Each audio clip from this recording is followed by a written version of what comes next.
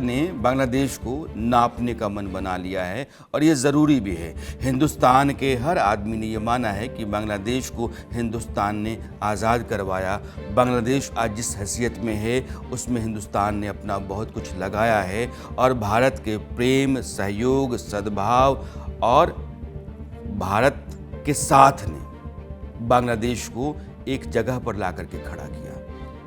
आज मोहम्मद यूनुस की अगुवाई में वह बांग्लादेश से कहता है कि हम T20 मैच नहीं खेलेंगे, हम भारत के खिलाफ एक जंग लड़ेंगे। मोटे तौर पर पाकिस्तान और चीन के लिए वो ज़मीन दे रहा है, उनके साथ गलबहियाँ करता है और एक ग्रेटर बांग्लादेश में भारत के कई राज्यों को शामिल करने का दम भरता है।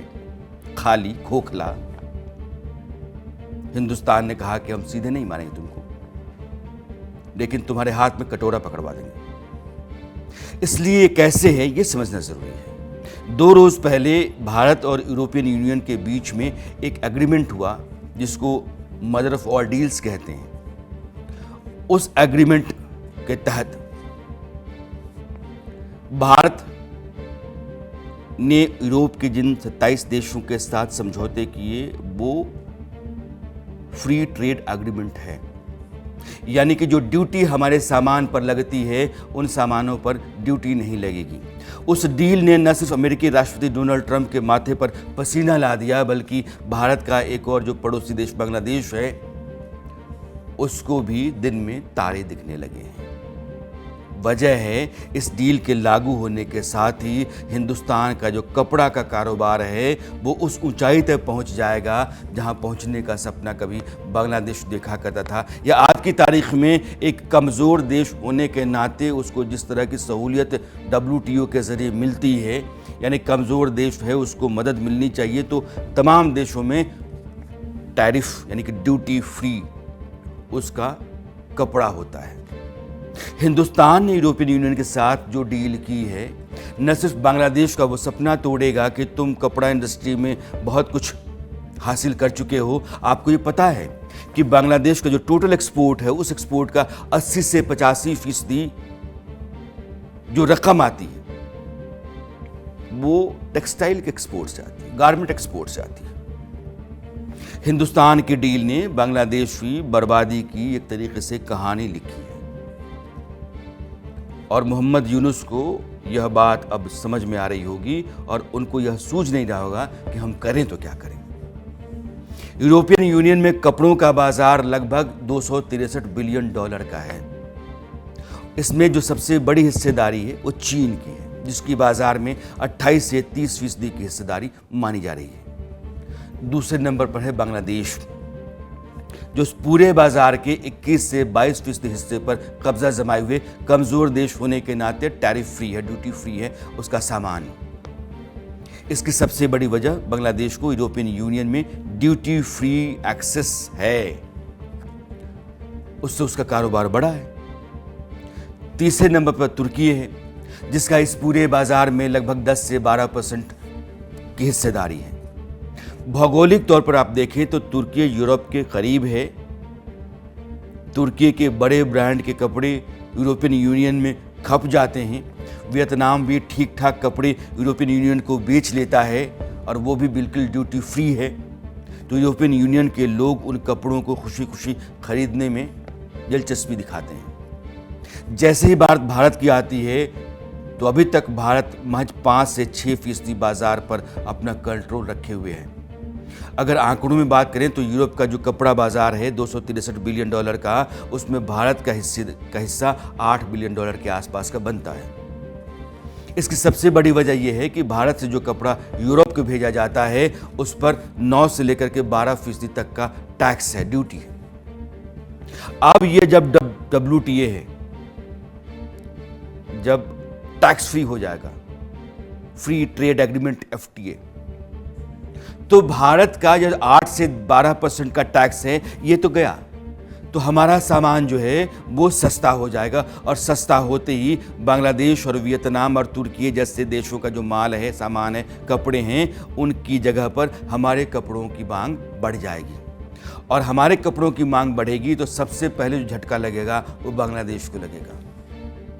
तुमको ड्यूटी फ्री मार्केट मिला हुआ था, हमने ऐसी डील कर ली कि हम उन बाजार तक जहां तुम जा कर के अपने लिए पैसा कमाते हो, वहां हम तुम्हारी तरह ही ड्यूटी फ्री डील करके पहुंच गए हैं। अब तुम्हारी आमदनी हम बंद करेंगे, नकेल कसेंगे। डीजल का जो टैप होता है ना, टाइट, अब तुम जलाओ चूल्हा अपना।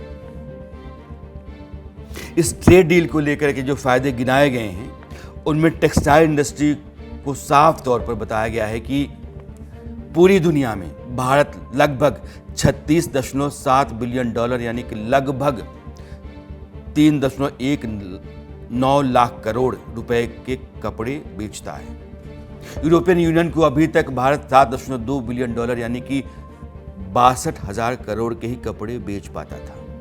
लेकिन ट्रेड डील के बाद न सिर्फ भारत का निर्यात बढ़ेगा, बल्कि इस डिमांड को पूरा करने के लिए कपड़ा कारोबार में और भी लोगों की जरूरत पड़ेगी और 60 से 70 हजार रोजगार पैदा होगा। नई नई नौकरियां, नए नए रोजगार और अमेरिकी बाजार पर निर्भरता भी हमारी कम होगी, क्योंकि अभी तक अमेरिका ही था जो भारत से सबसे ज़्यादा कपड़े खरीदता था। तुमने हमारे लिए रास्ता बंद किया, हमने एक नया दरवाज़ा खोल लिया और दरवाज़ा भी टैरिफ फ्री है, ड्यूटी फ्री है। बांग्लादेश के लिए अलग मुसीबत हम पैदा करेंगे और अमेरिका के लिए अलग। एक तीर से दो निशाने। अब आने वाले दिनों में यूरोपियन यूनियन उस अमेरिका की जगह ले सकता है हमारे लिए, जिसने अपने टैरिफ की वजह से सबको परेशान करके रखा हुआ है। और रही बात बांग्लादेश की, तो उसकी मोटे तौर पर बर्बादी तय है, क्योंकि तुम्हारा टोटल एक्सपोर्ट का 80%, 85% जहां से आता है, वहीं हमने तुम्हारी टोटी कस दी। अभी तक तो बांग्लादेश चीन के बाद दूसरा देश है जो कपड़े का बड़े पैमाने पर उत्पादन करता है और बाजार में, दुनिया के बाजार में बेचता है। यूरोपियन यूनियन में ड्यूटी फ्री एक्सेस भारत को मिला, जाहिर है उसका बाजार बढ़ा। हालांकि बांग्लादेश को कच्चे माल के लिए चीन पर निर्भर रहना पड़ता है, भारत भी उसे कच्चा माल देता है और वो एक ही तरह के कपड़े जैसे टी शर्ट, लोअर, जीन्स और बेसिक गारमेंट बनाता है।